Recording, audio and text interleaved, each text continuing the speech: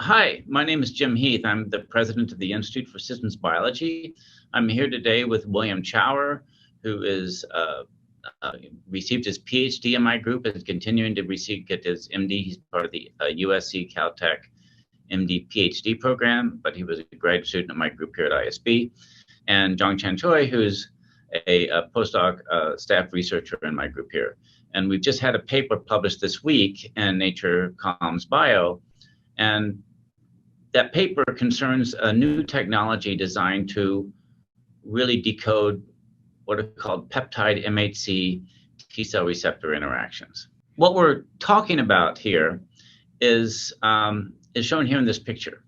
So in the circle, the red circle structure points to a peptide MHC, or peptide antigen major histocompatibility complex, which is presented by, on the left, you see an antigen-presenting cell.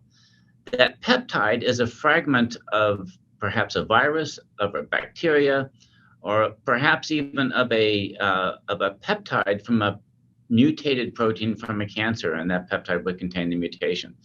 The thing is that that peptide looks like a string of amino acids that is not self.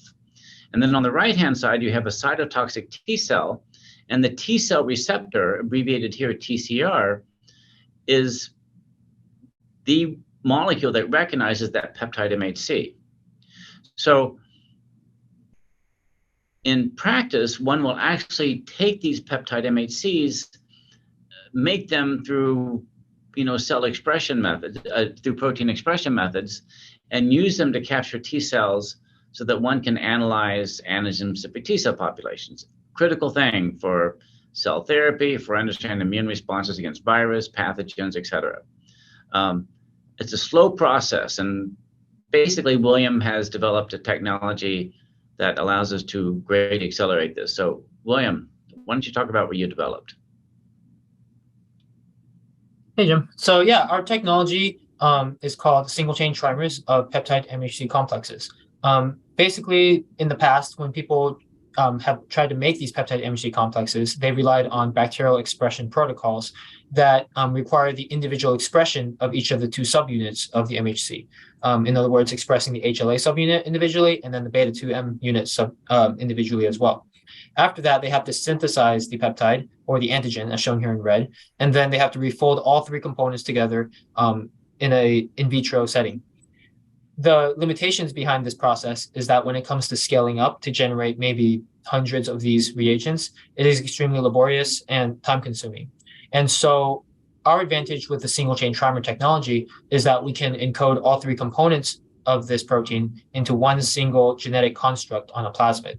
And we do this with the assistance of these amino acid linkers that link the antigen to the beta-2M and then the beta-2M to the HLA. And in doing so, we have complete control in a genetic manner over the identity of the antigen that we introduce and over the identity of the HLA allele that we use to make these peptide MHCs.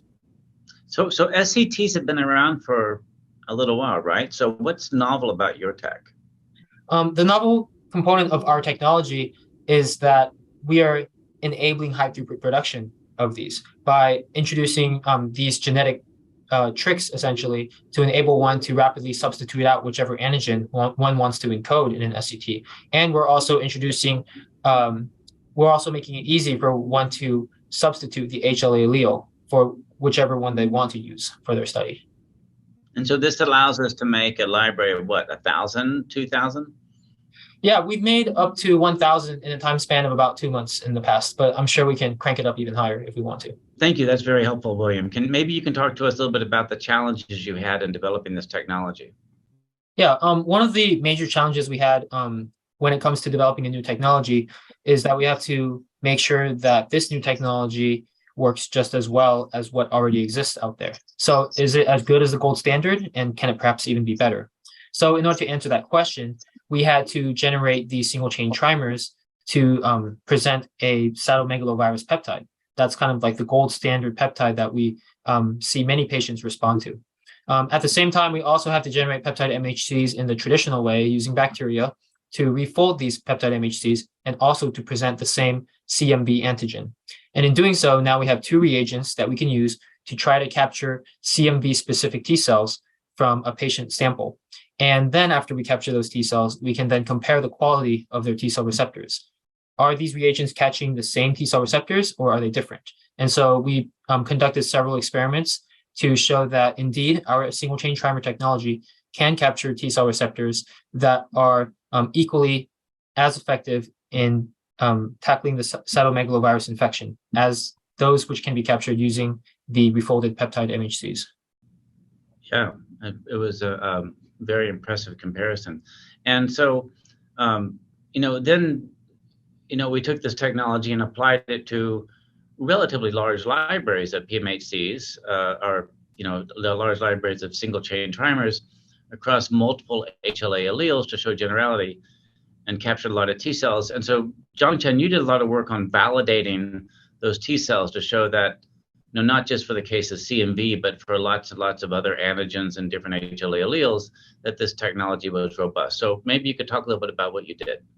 I took advantage of single-chain trimer library to explore antigen-specific T cell clone type in the blood of COVID-19 patients.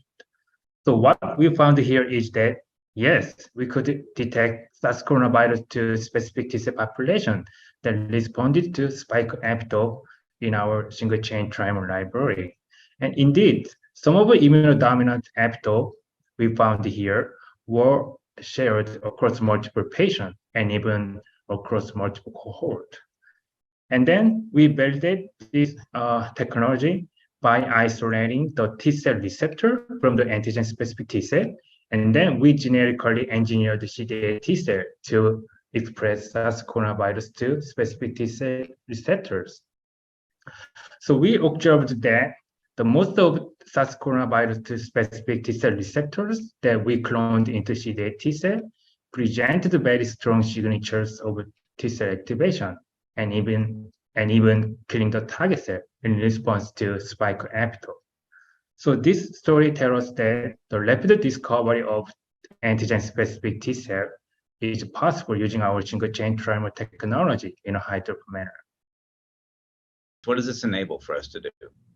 Well, I think our paper demonstrated the power of this technology primarily in the context of SARS-CoV-2, just to show that this was an effective technology for a pandemic, that we could rapidly assess antigens in this manner and then also identify TCRs.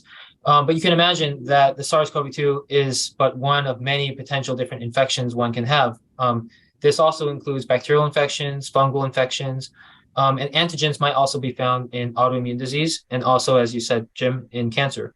So I would say that this technology offers a huge advantage for the immunology field in terms of identifying these antigens from two different standpoints, from a standpoint of scale and a standpoint of speed. In terms of scale, we've shown in this paper that we can now look at thousands of antigens. And for something like cancer, especially, that would be very important because patients can have anywhere from tens to thousands of different mutations, depending on what cancer types they present with. And then the second advantage is speed. So we're now that we're able to generate potentially thousands of these proteins within a small time span, maybe less than 1 or 2 months, this enables us to capture a patient population that has a much more severe onset of symptoms. So in cancer, for example, the prognosis might generally be very poor compared to COVID. So that's where I think this technology has a huge advantage. Right. And in fact, this technology has been used recently by Pact Pharma. We developed this technology in parallel with Pact Pharma. I'm a co-founder of Pact Pharma, to monitor tumor-specific T cells in patients, and that absolutely required the types of large libraries that you've shown can be built here. And so, yeah, future's bright. So thank both of you for your congratulations to all of us for this paper, and thank you for your inputs into this tutorial.